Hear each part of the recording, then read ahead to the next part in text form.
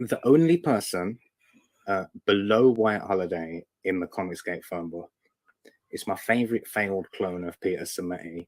The YouTube guys. How you doing, comrade? Welcome to the show.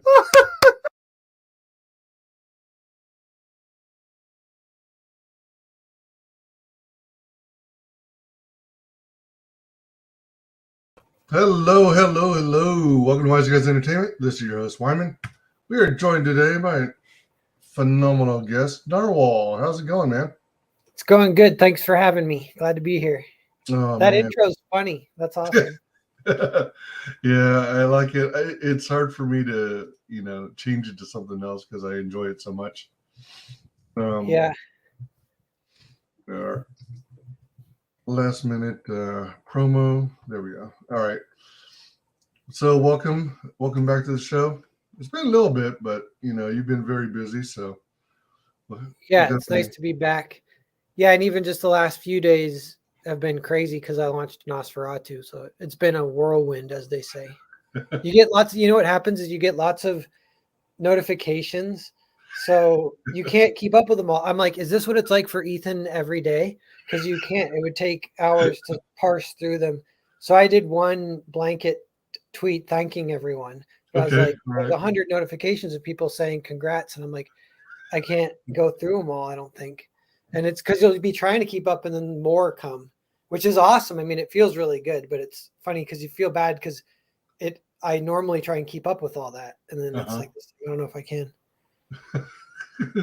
That's pretty sweet, though. I mean, it's it's good in a sense. It's a good problem to have, I suppose. Yeah. It's been fun slowly leveling up. When I first started, I think Earthbound got up to like $8,000 or something, and at first it failed. Then it got up to $3,000. Then it did $8,000. So, or maybe I'm counting the failure was like it was like $2,000 or $3,000, but it succeeded, but it sort of failed. Then the next year it did $8,000, and that blew my mind. And I was so sweet. I can't believe it. I'm on top of the world. And then now it's like I'll do $8,000 in a day. And, and so it's like you slowly get acclimated to a little more success. You're fighting the whole time. You're fighting what's it called? Imposter syndrome and self-sabotage. You want to make sure you're not self-sabotaging. You're like accept. You're like, all right, this is the new reality. I want to welcome it. Like whatever it might be, this new success. The one of the mantras I'll say to myself sometimes is I go, this is just the beginning. This is just the beginning. This is just the beginning. Yeah, it's like a marathon, isn't it? Yeah. You don't want to like spend all your energy at the beginning. You got to pace yourself. Yeah. Yeah. And you got to just hold out like hope and knowledge that no matter how cool it is, you like, I like setting like super high goals, that you're always keeping one eye on. The ridiculous goals that you can't even say out loud, maybe. Those will keep you going too. That's a good point. That's a good point to set goals for yourself, and as you meet each. I know it's not the right term, but I keep wanting to say landmark for some reason. But as you meet each like smaller goal, if you will, then give yourself a moment to enjoy it, congratulate yourself, and then push forward to the next one. Yeah. And when we're on this subject, I know Scott Adams, I kind of follow him here and there, and Dilbert? He wrote a cool book. Yeah, he did Dilbert. He wrote a cool book called like How to Fail at Everything and Still Win Big, something like that. And he talks about systems versus goals. And he says systems are better than goals because systems, if your goal is like to lose 10 pounds or whatever, you're kind of like approaching it from the top down. Almost it's the wrong way to go about it. The better way to go about it is I'm going to change my diet. Because then it's like permanent and you'll like permanently be more healthy. But that totally applies to like business too. You're kind of just setting good habits, trying to be a good person in some ways, like just to be able to have the business so that it can kind of keep pushing through. And there are like ups and downs too. And like things could go wrong. I think about like what would happen if the USPS like outlaws Comics Gate or something like that. Like they won't Oh, mail out right. packages anymore. That would mess up all our business plans. And I'm not sure exactly what we do, but I feel like, you know, first off, you can't worry about it. You just got to cross that bridge when you come to it. That kind of stuff, because it's like wasted energy of worrying about it. And I do worry about it a little bit, but it's like Yeah. I do know I have a little faith that like, all right, whatever happens, I have a decent skill set now. The thing that's helped me a lot too is it's the kind of like this entrepreneurial thing that I didn't really know exactly. I kind of wish this is something they should teach in high school, but like for Indiegogo crowdfund, you know, what like when they say like, do you have a business plan? The business plan is actually quite simple, but all it is like how much money is coming in, how much money is going out, then you got a business plan. So for the comic book, it's like how much money do you want to raise, and it's going to cost to print and ship. So keep that in mind. That's your business plan. So if you can do that, and then you know you're like, so okay, so I need some art and I need a writer. You're like, well, I can do that. If I have to hire that, you're like, okay, how much does that cost? So you're just keeping a couple little numbers in your head. All of a sudden, you got a business plan, and like you could be like, oh, I can ask for help for the packing and shipping. And then once you do it a few times, it becomes easier because it is kind of intimidating the first few times. But now I'm like, I'm getting more of that like entrepreneurial muscle where it's like I enjoy it, and it's like, all right, like, you know, like let's make a product, let's market it, try and get it out there. How much does it cost? How much can we bring back, you think, and that kind of stuff. That's pretty sweet. Those are good perspectives and pretty good way to adapt and everything to the market and learning from uh, others and from others' mistakes too. Yeah, yeah, and your own even. I heard someone say like the worst thing that can happen if you fail is nothing happens and you're just back where you started with more knowledge, so it's not even that bad. And I'm like, Right. yeah, that's kind of true. And comics are definitely like that. The comics too, there's a little bit of this thing in comics get even of like if at first you don't succeed, try again for sure because you don't know when you're going to hit the lightning in the bottle. And each Right. attempt you make, you're getting better even if you don't notice it, and you're picking up on some like little cues and things, and the whatever you're offering is getting a little more value to it, kind of stuff. For sure. Yeah, it can be frustrating and it can be um, disheartening. Uh, I mean, I see it in creators who aren't unfortunately able to, fund their book, you know, despite how much, we're trying to push it and get it out there in front of eyeballs.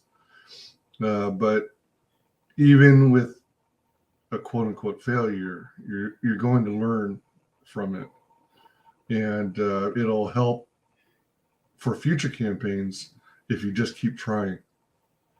Yeah, I agree. A lot of people have had that first campaign that failed, and it could be more than that. I did a few, like kind of before CG, I did a couple on Kickstarter that were like barely successful. Then one of them failed, and then they're like barely eking over a $2,000 goal. And I'm asking all my friends and family, kind of begging them, you know, no one's taking me seriously, like, you know, and it's just like not that fun.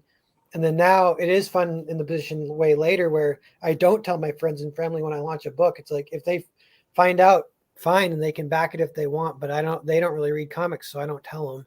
And I make my living now off selling comics to people who want to buy comics. Right on, right on. I wanted to welcome Hex Allen to the chat. What's up, Hex Allen? The laughter gave me a start. Yeah, it does in the intro. Hail to thee, hey Tekamai. Hail to thee, Hex Allen. Greetings. Nosferatu by Narwhal, a graphic novel adaptation of the original silent film released exactly 100 years ago. Pretty sweet. Yes, milestones. That's a term I was zoning on.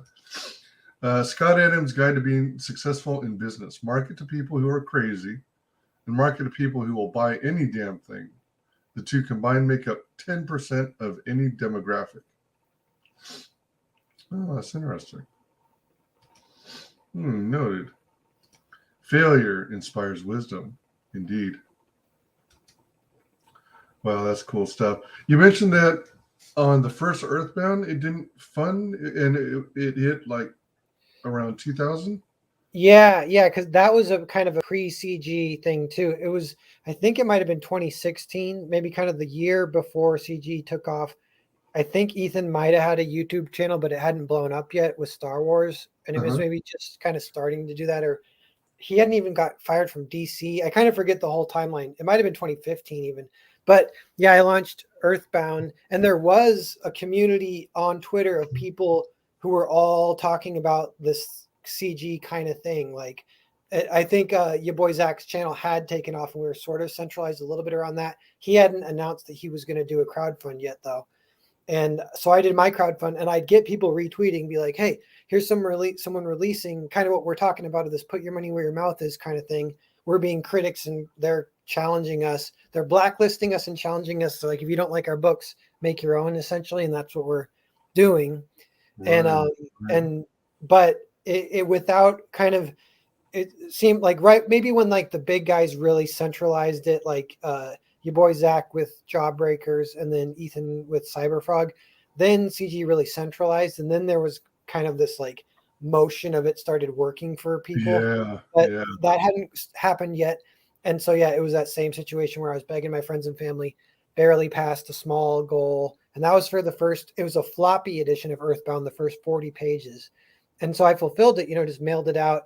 It's funny too. I so much I didn't know. Like, I mailed it without Gemini mailers. I think I wrapped things in bubble wrap with like duct tape, and it was just so like kind of like amateur, but just learning as you go kind of thing.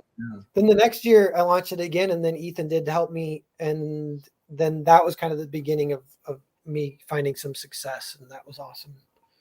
So did you have a goal? So if you didn't like fund on Earthbound 1, did you have a goal around 3,000 or 4,000 at the time? Yeah, it was, I think the goal was 3,000, and I think or maybe 2,700, and it barely made it. It raised like 2,700, something like that. Okay. So it might have been technically a success, but it was a failure compared to, even your average CG campaign these days. I feel like if it's we feel like it's kind of successful, you're getting an audience and getting to print and ship your book to hundreds of people who want to read it. That's like that 8,000 or more range, is like kind of common, which is really cool. Yeah. What else I was going to say too, that's kind of interesting. I was thinking the other day is that CG, it's a little bit of this critical body of critics who are putting their money where their mouth is. Although we wouldn't necessarily self-identify as critics, but we do, like, in my case, even like, I don't feel uncomfortable about saying that I don't like Marvel's new stuff or DC's new stuff, like I can look at it and say like, I don't like that. I can say it publicly. And then because if you do that, they might blacklist you, and they might also like hate you or whatever. It's like a lot of creators just keep their mouth shut, but some people don't. And then they get challenged to like put their money where their mouth is. That's what CG is. And that's kind of that's happened in the past. I feel like that's kind of what the French New Wave was for film. And that was like critics saying, hey, the new stuff sucks. And then them getting just kind of beat down, and then them doing their own thing and kind of putting their money where their mouth was. The only thing there that it's kind of funny is French New Wave is definitely postmodern, and CG in some ways is trying to move away from the postmodernism. It just broad strokes, but it's almost like Marvel and DC now got too postmodern, and we want to go back a little bit. I mean, in my opinion, I kind of, in a sense, want to go back to like the 80s and 90s, early 90s comics, back to where I used to actively collect, to where growing up, I was easily putting down $40 a week for my unofficial pick list. I never signed up for a pick list. Instead, I just would typically spend about $40 every week getting assorted comics that looked interesting, Yeah. And as you might expect, comics that had the better looking covers are the ones that drew you in. Yeah. The cover draws you in, and then of course the story keeps you following the storyline. Takame says, my editor, ZenBlue66, who has a degree in marketing and ran Purdue University's marketing department, says the key trick to market saturation is to find your key demographic and target them only. Man, such useful information. Sweet. Yeah, that's cool. I'm trying to think about that. Part of that is CG has that baked in. And now a lot of us are curious about like, how do we grow CG or grow your audience? Like CG will give you this great base, but this is another thing. Like you don't want to do that mistake of what Marvel and DC do, where they're like, oh, we're going to grow our demographic target market by, making it all feminist, weird stuff and kind of breaking it. Then you lose the original audience. Right. But yeah, like Nosferatu, for example, is like this adaptation of a horror film. I feel like a lot of film people might be interested in it, so I don't know, like I kind of tweet them once in a while trying to get it out there, but that's one thing.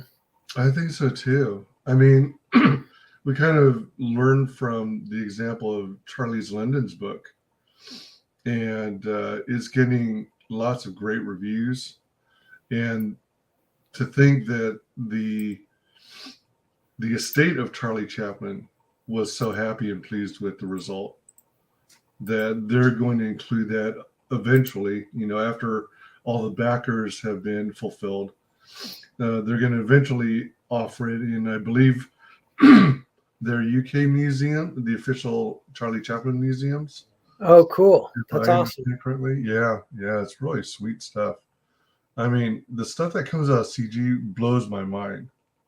And one of the things I like about it is that, initially I thought, when I first heard about it and got into it, that it was going to be like a new age of superheroes. But come to find out, there's like just about a little of everything, right? Oh, yeah. That's a good. Yeah, keep going. Sorry. Oh, no. I was just going to add, it was like a combination of werewolves, the classic Universal monsters.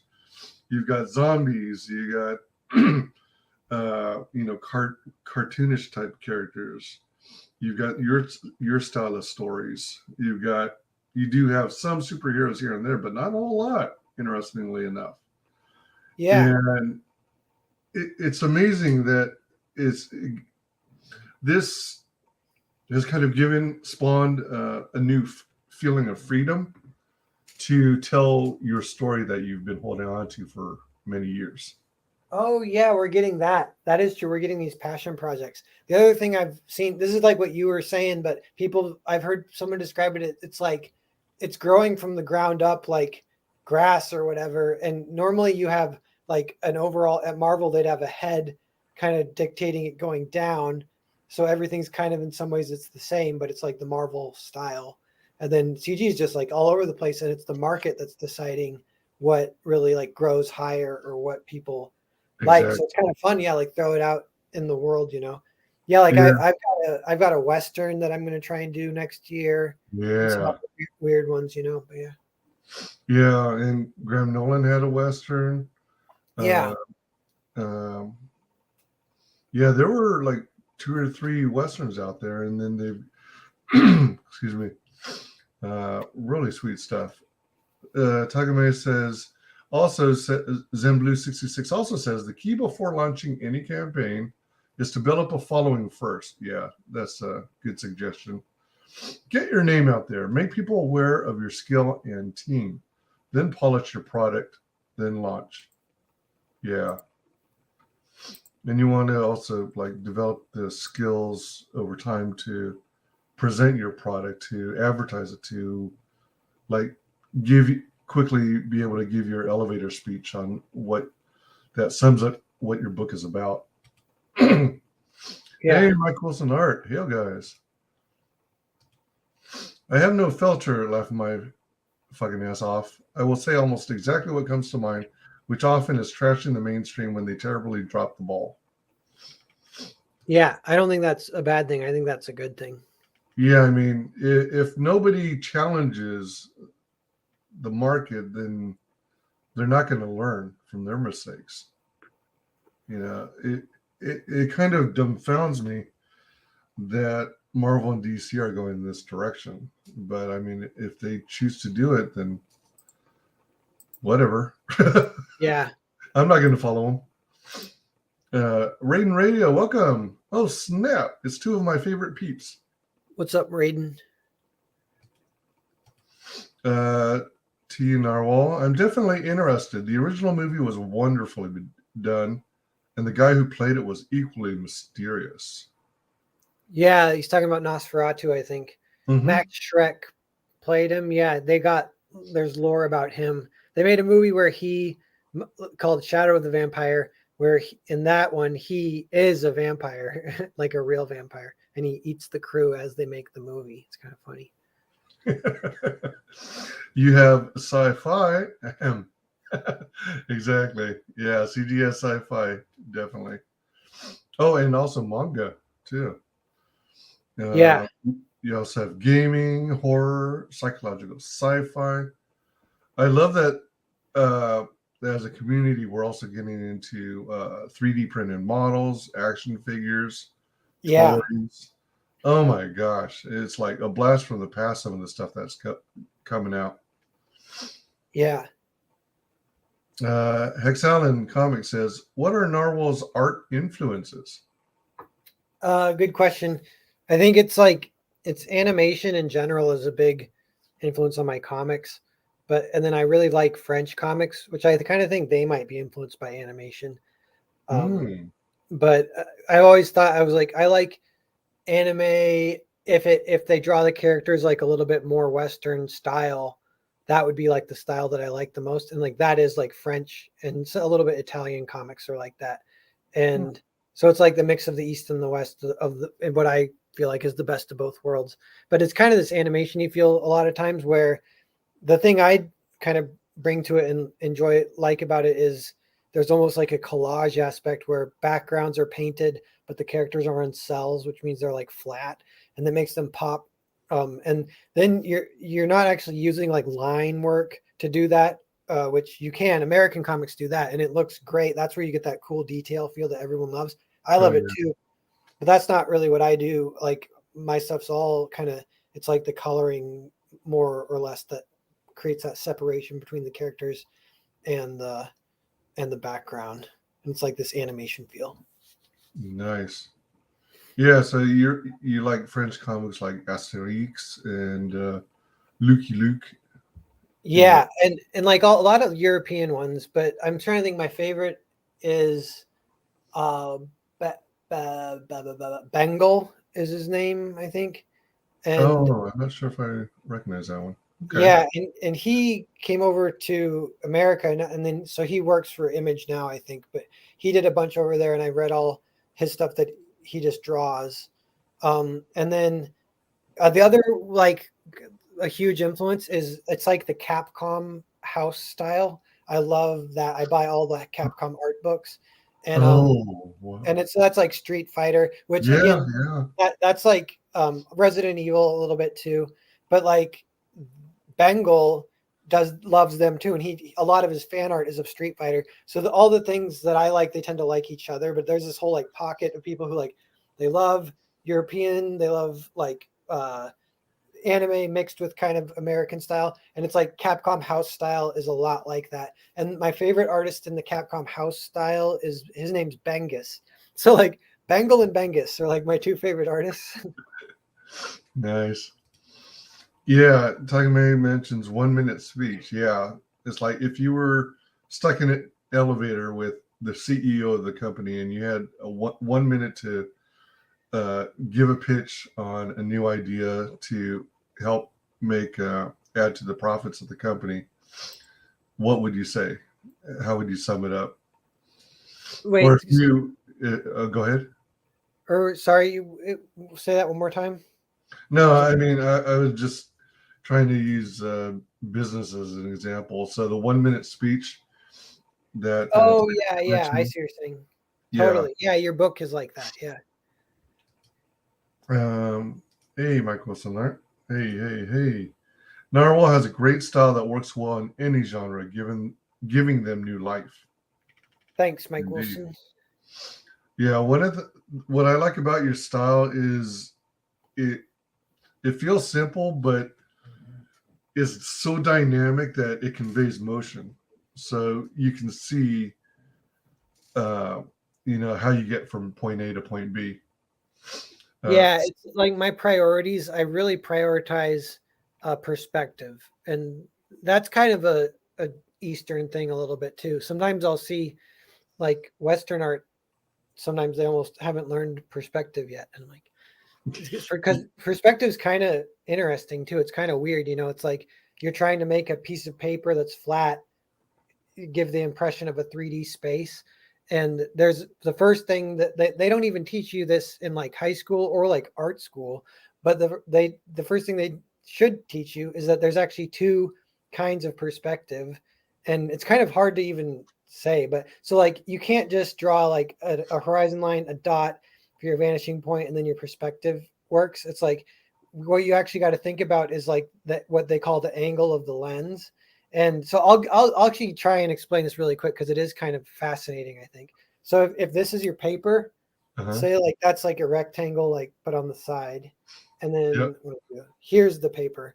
So the paper is a square, and you want it to simulate a world, like of a 3D space. So here's the viewer, and so the viewer, there's a border, and they can't see past the border. So they're from here. They're going to look through this, say just like a window. So the paper is simulating a window.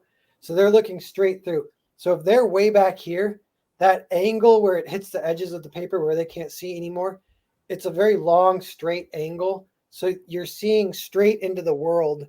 And that looks different than if the viewer's right here, the angle that you can see cut off by the edge of the paper is super wide. So that's a very wide angle, and that's more how our eyes are. So that's like if you just look in the world, that's like what we think of if we think of perspective, and that looks really nice. But you can do these long angles too, and so yeah, like just even knowing that, and there's like storytelling applications to them for what you want for each panel, whether you might want a long angle because it'll give you a voyeuristic feel a lot of times. So if it's a POV shot or someone looking through binoculars or whatever, then you do your long angle. And if a long angle brought to infinity just becomes isometric perspective. And that's where, like, if you think of a video game or like a satellite POV, some artists draw that way specifically for a stylistic choice. Like Otomo will do that sometimes, where he'll just switch to isometric perspective because it's cool. Like the super iconic poster of Akira where he's walking to his bike, that's isometric perspective. So that's where there is no horizon line. It's like, it's like a video game kind of angle, like you're looking at Final Fantasy 3 or whatever. True. Yeah. Some of us game designers are now stepping up to the plate to pitch their curveballs at the opposing teams. So CG is now making it clear creative freedom is the only way to win. Yeah, I love that they're also getting into gaming. That's going to be huge. Yeah, that's cool. 3-point and 1-point, Mike is asking about in terms of perspective. 3-point. No, that might sort of apply to it though. Like if you're doing 3-point, that'll usually be a pretty wide angle. Like up close to the window. Far away is more isometric, so it's almost between isometric and 3-point is kind of the two things. 1-minute speech or pitch. The idea that you only get 1 minute, roughly a paragraph, to concisely summarize the story of your project and convey to the investor your direction, focus, and end goal. Yep. Well put. Yeah. So you got a freaking cool campaign going on. You got a nice little start. Yeah, thanks. Do you remember by chance where like Earthbound 2 ended in terms of funding? Yeah, it's at 78K and it's still in demand, but it'll close very soon. I'm not sure exactly when. I want to be able to promote it a little bit, but I don't want to steal thunder from Nosferatu. So I'm just letting it sit for like a week, and then maybe next week I'll close it, something like that. Okay, well, let me know if you want to hop on to promote that too. Oh yeah. Nosferatu, a graphic novel adaptation of the original silent film, released exactly 100 years ago. So, was that intentionally timed to work out that way? I mean, had you been working on this project in the background so that you, keeping in mind that you were going to plan for it to launch? No, On the it was anniversary. accidental. But as I was going, then I realized it was coming up, and I actually had to delay because I would have finished it. I could have finished it and released it last year, but I was like, well, shoot. I mean, I didn't know that the 100 years is right there. I'll wait a year so I can have that moment with it or whatever. But I like in my head, I for some reason thought a lot of silent films. I think like 1929, 1931, right around there. So that's just kind of what I thought. It's like, if it's 100 years, it's way off. But no, it's 1922 that this movie came out. So this year is the 100th anniversary. My gosh, that's pretty amazing. 100 years. I know. Yeah, and this movie, like I mentioned it in the campaign, but it's kind of has its own cool, weird story. Like the guy who made it, F.W. Murnau, he just stole the story, and then they sued him, and then they were ordered to destroy all prints of the film, and they smuggled one out, and it survived, and they made copies, and then the movie survived, and that's why we get to watch it now. But it almost died, But yeah, Man. Let's watch the trailer here. cool.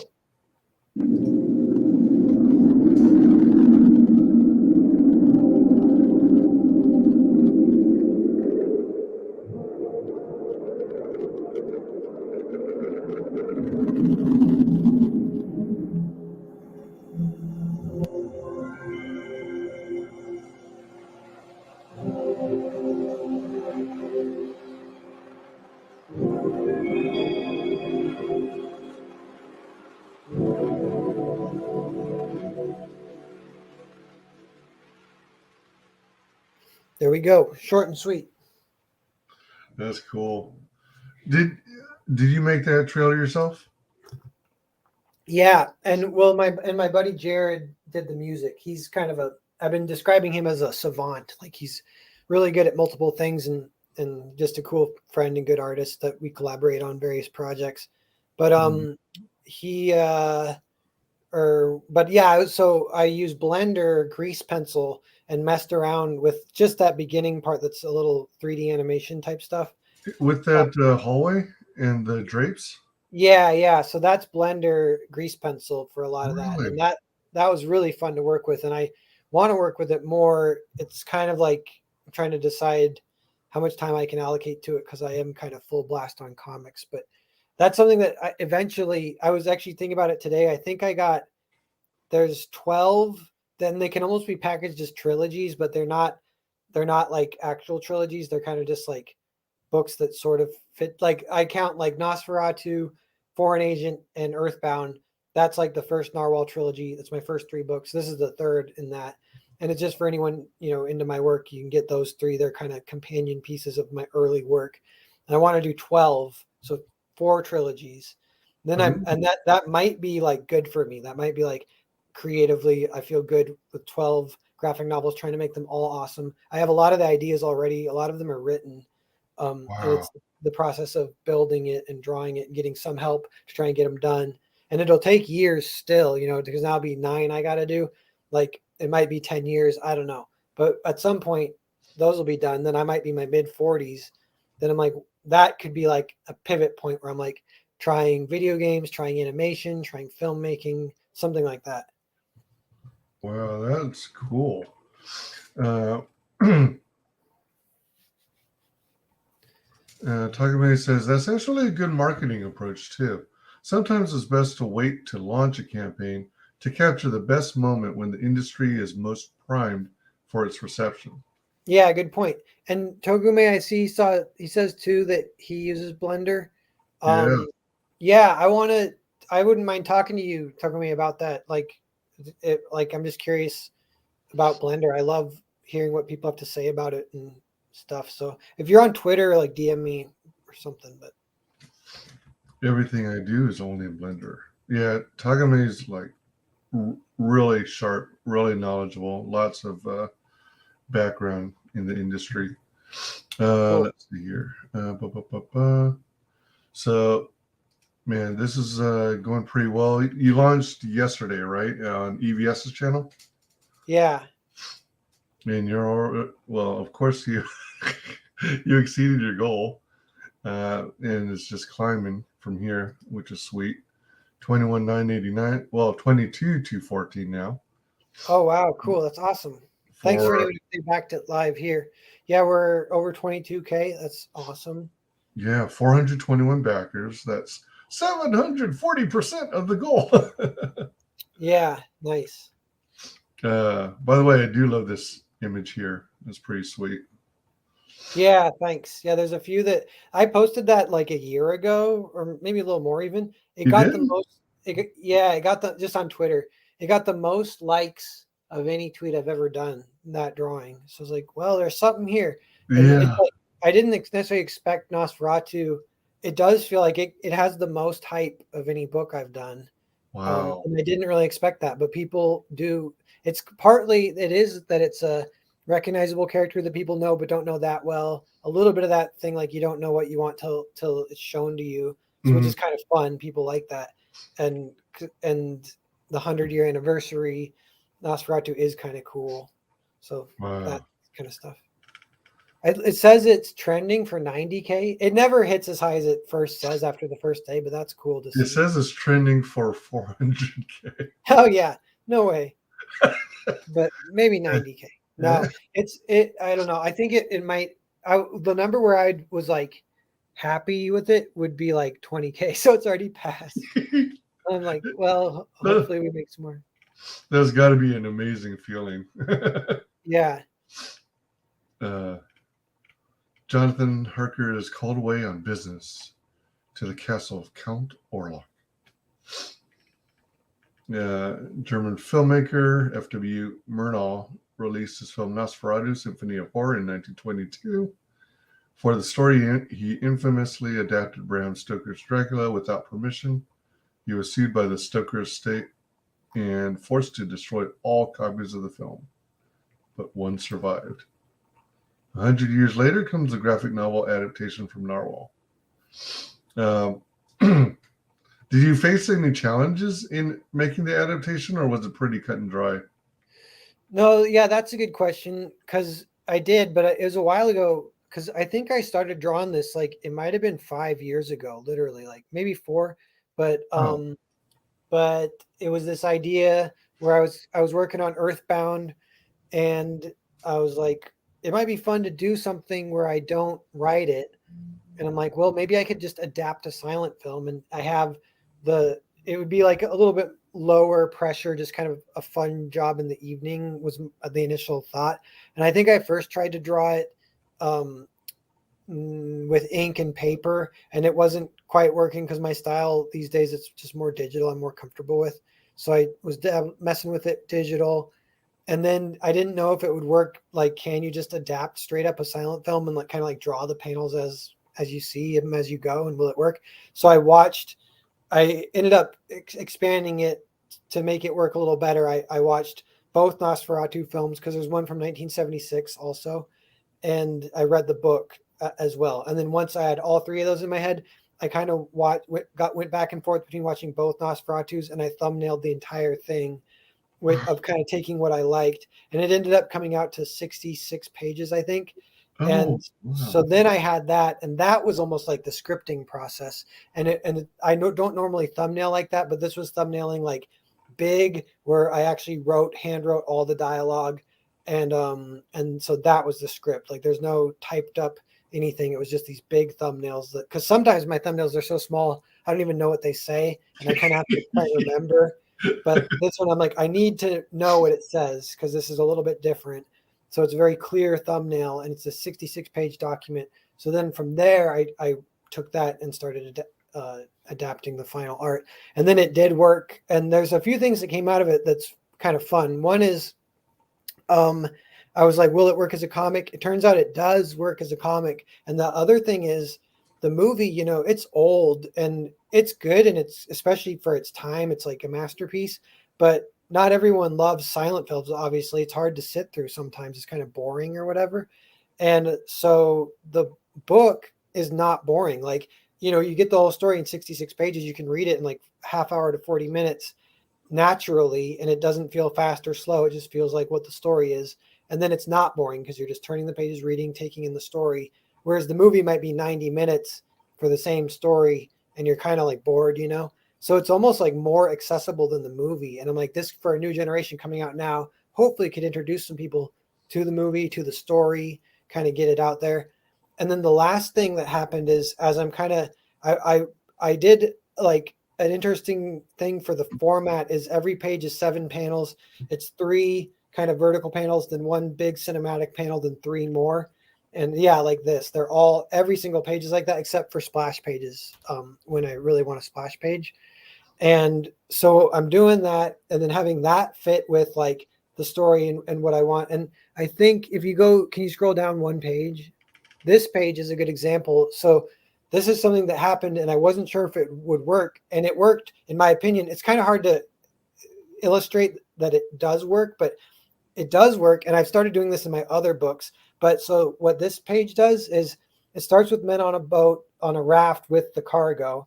Then you cut to a completely different scene and you don't really know, like there's no connection between those two except you're just cutting to a new scene. This is the church. Then in the church, she says, the trumpet boy found him. He has a fever. Then you're cutting to the dock, and like you wouldn't necessarily follow this, but apparently the cargo's there now, and they say it is strange, but the paperwork is in order. Open one, crack. They check it.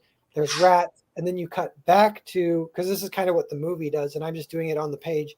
You cut back to the church, and you're not telling anyone this. You're just doing it, And he says he's whispering something. Stop the black coffins, which you've just been seeing. So as a page, it does have this little mini story, but it has 3 locations without telling you when it's switching. It's switching time every time it switches the locations too.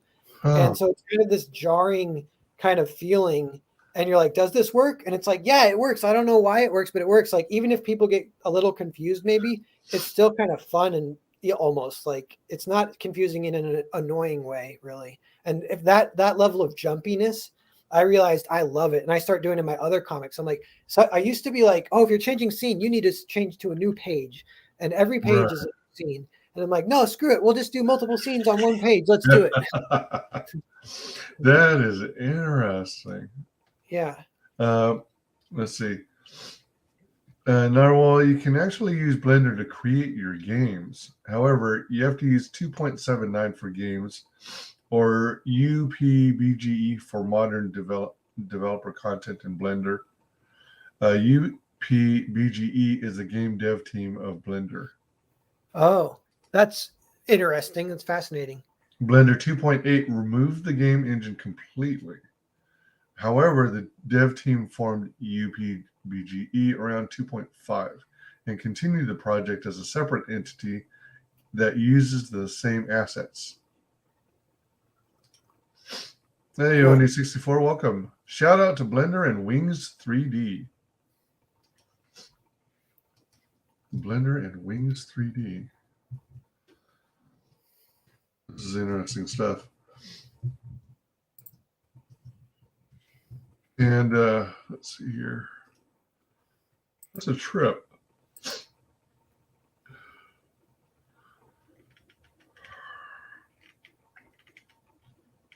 Gallery. The book will also feature a gallery of illustrations by artists such as, oh, you got Kelsey Shannon. Nice. Shanthan Jetty, Alejandro Maribel, Jared Jewell, and Fresher Luke. Wow, cool.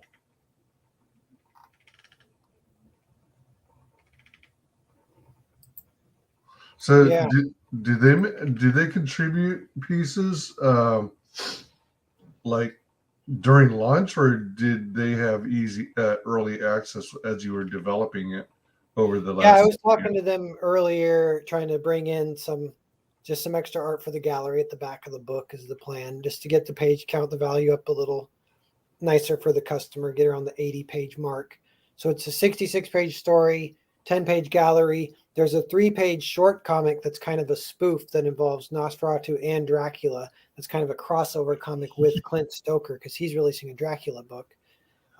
This one is by my buddy Jared too. He's kind of that savant guy I was telling you. He has a crazy style and it's really enjoyable to me. I really like it. Yeah, cross hatching. Yeah. Oh wow, this is interesting. Yeah. I dig it. And here's the information on the short. 3-page short crossover with Clinton Stocker's Dracula. It'll come out later this year, feature another 3-page short crossover comic.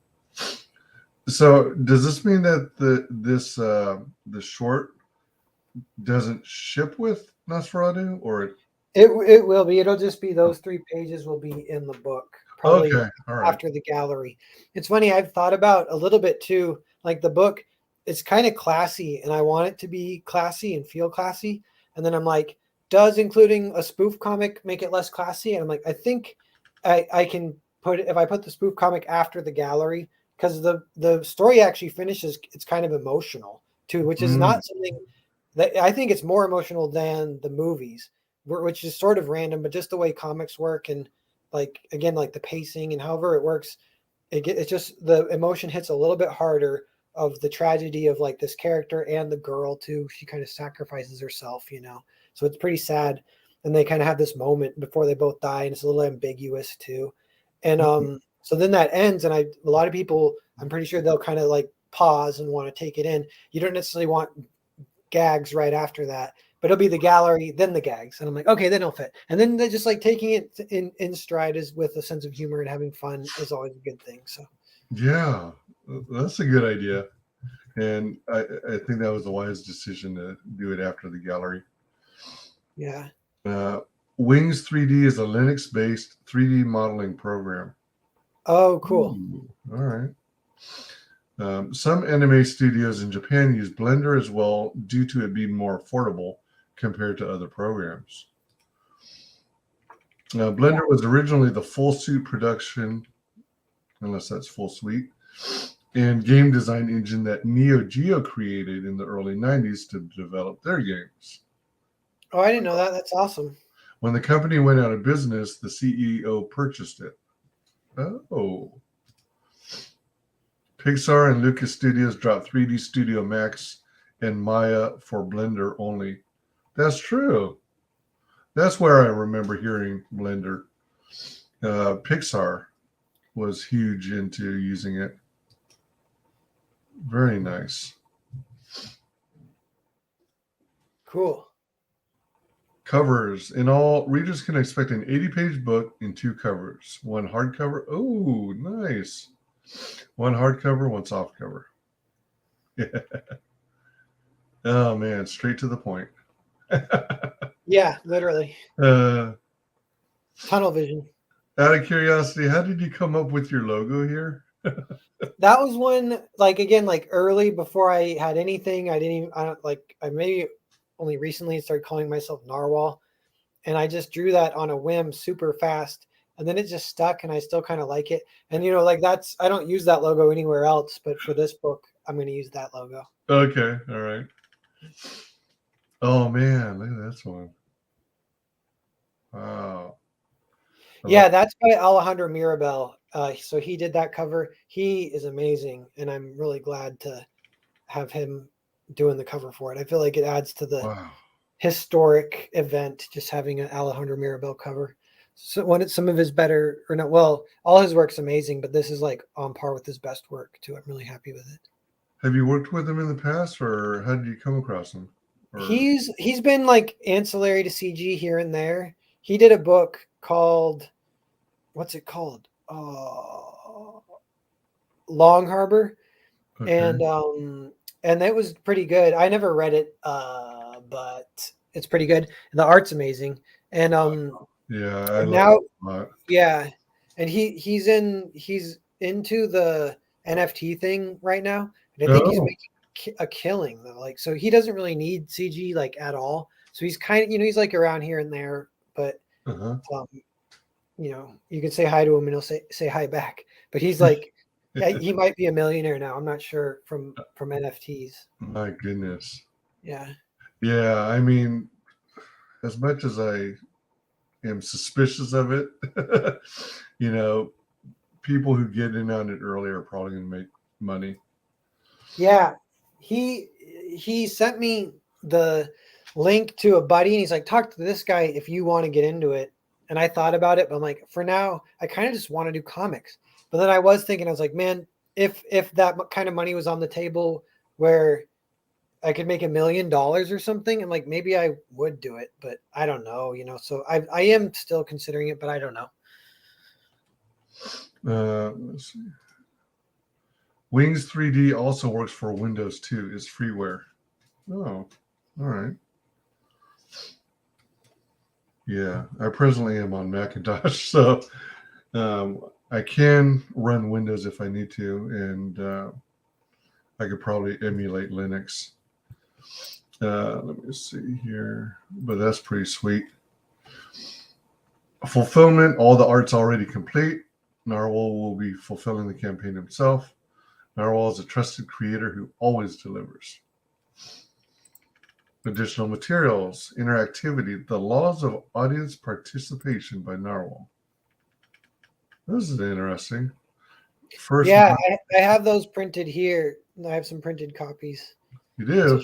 Yeah, but so that is a thing I released this fall, but I only released it digitally, but it's just a long essay I did kind of about storytelling, and it's like book length, and it's illustrated, and I was like, I want to release a hard copy of this, make that available. It's kind of like the bonus book for anyone who wants it. And then for the cover, it's just kind of funny because it's Winnie the Pooh, because he recently went in the public domain, because I'm like, it could be anything. But and what this image is I forget what it's called, but people might know if you're like a film buff or a photography buff. But it was when they were first figuring out like how context can change the meaning of images. So that's like what this is. It's like you picture like Winnie the Pooh looking at Honey, Winnie the Pooh looking at Piglet who's dead, Winnie the Pooh looking at Tigger on a couch. It's like we imbue different emotions on Winnie the Pooh depending on what he's looking at, but he didn't change. So that is what interactivity is. It's using context to control the meaning, and that's like a big storytelling thing. And the whole essay is about that. And it is interesting for people who are into that. Then I like really highly recommend it. Some people, you know, if you're not a writer or super interested in storytelling, might not be quite up your alley. Although I think it's pretty fun for people who just want to experience stories with a little more knowledge of what goes on behind the scenes too. What's under the hood. So it was like a PDF you released. Was this through a whole its own Indiegogo campaign? No, I did. What did I do? What's it called? I did.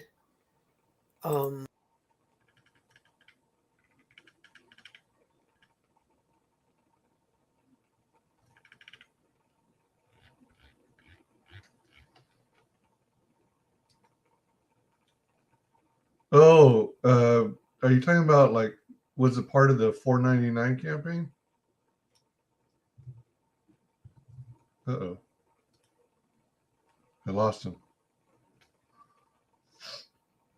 What?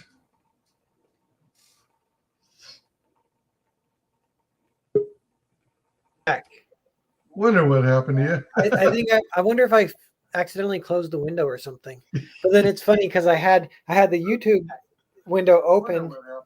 I wonder if I accidentally closed the window or something. Yeah, so I heard you talking, and I was like, "What's going on?" Let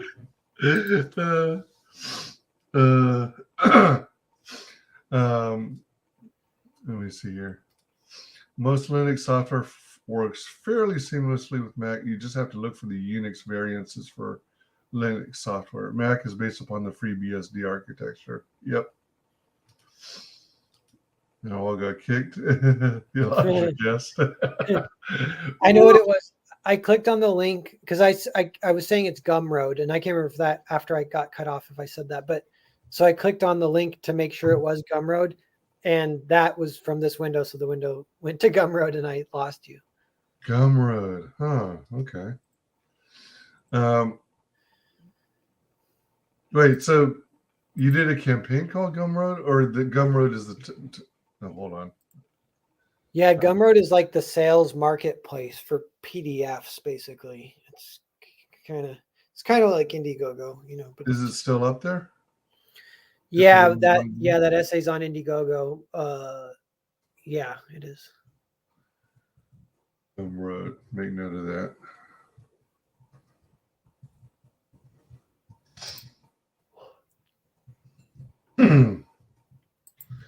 All right, let's see here.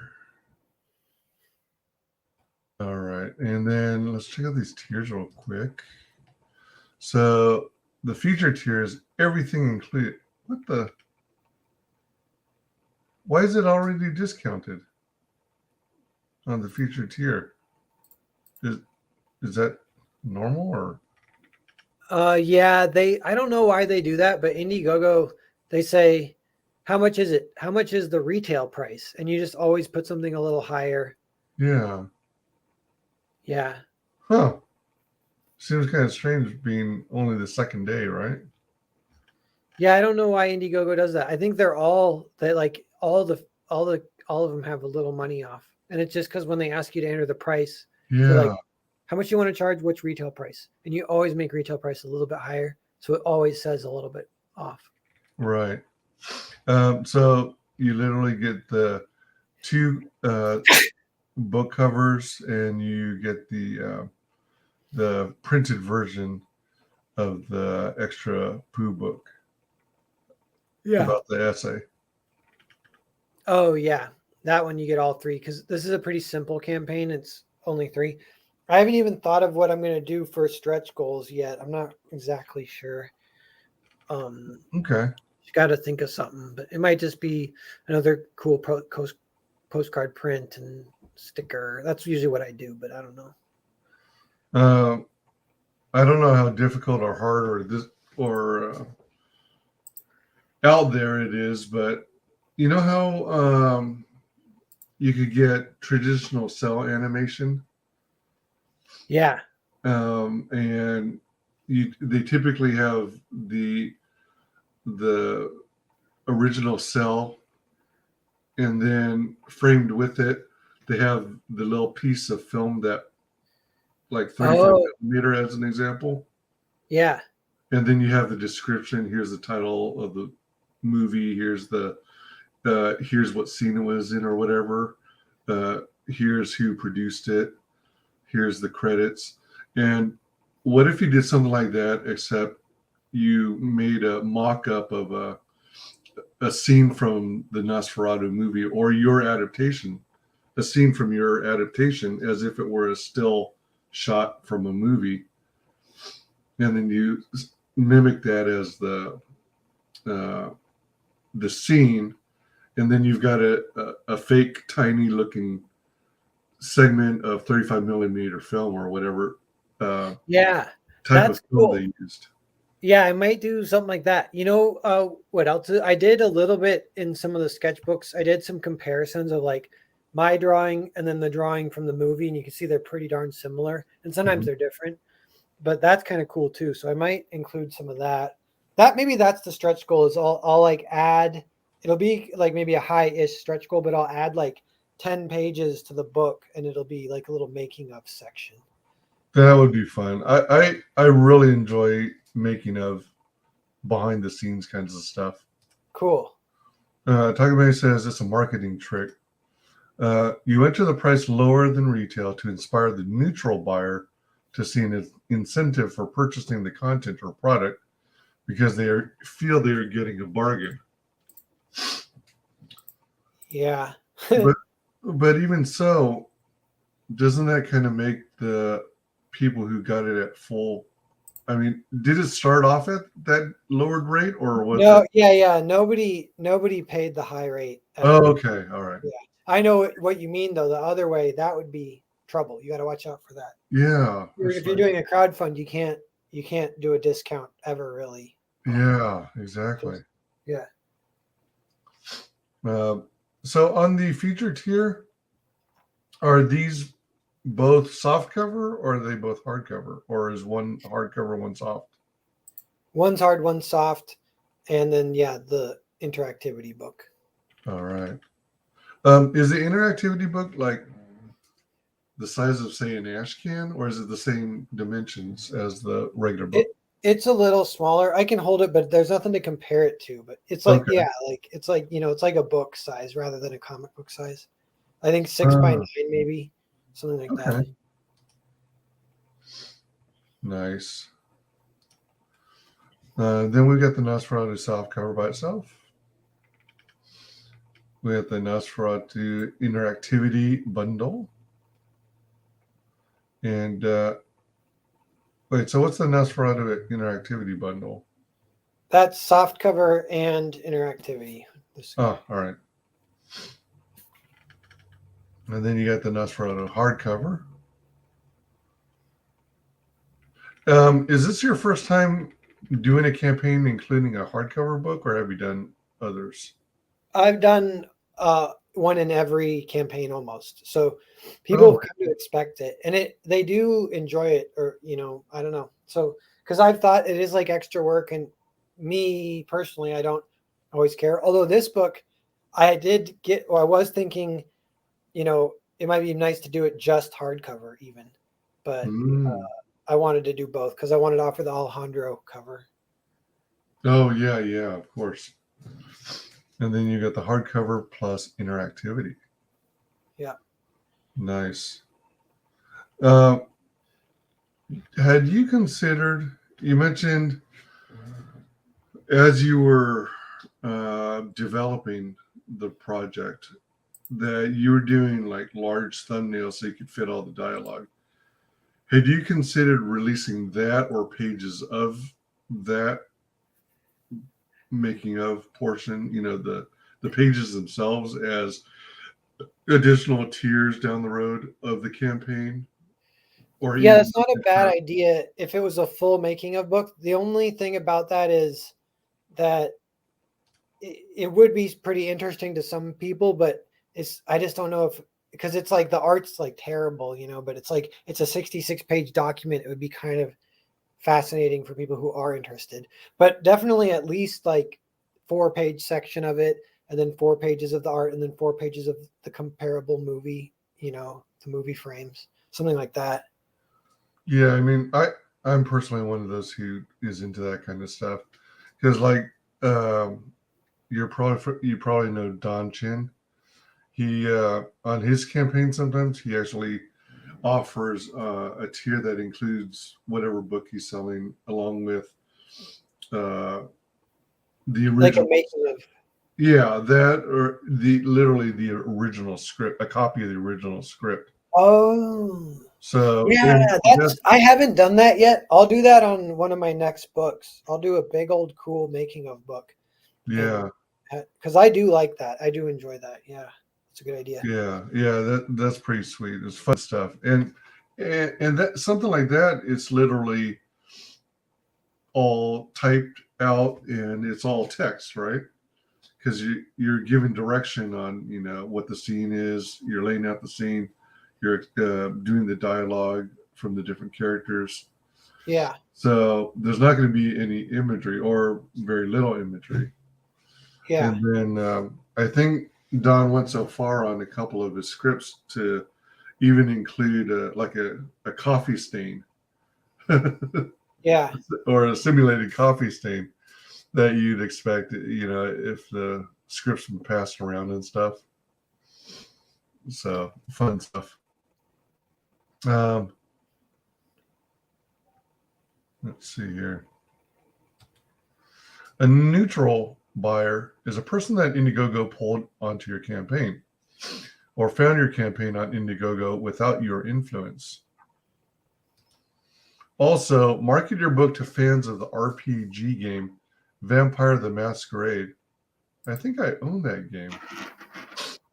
Oh, yeah. Nosferatu is a clan of vampires that players who play those characters love that film. Very good suggestion. ONE64 says The Art of Narwhal hardcover book sometime in the future. Oh yeah, that would be awesome. Yeah. Oh yeah. Let's play the trailer once more, and then we'll wrap things up. Cool.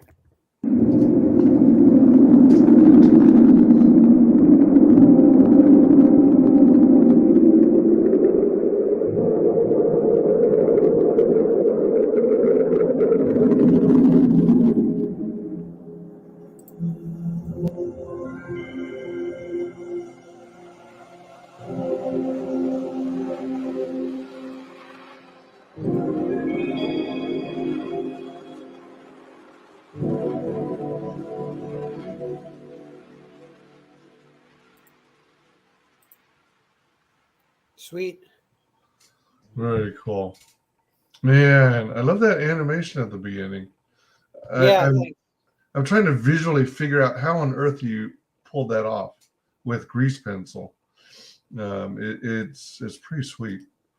thanks. Yeah, it's not even really animation.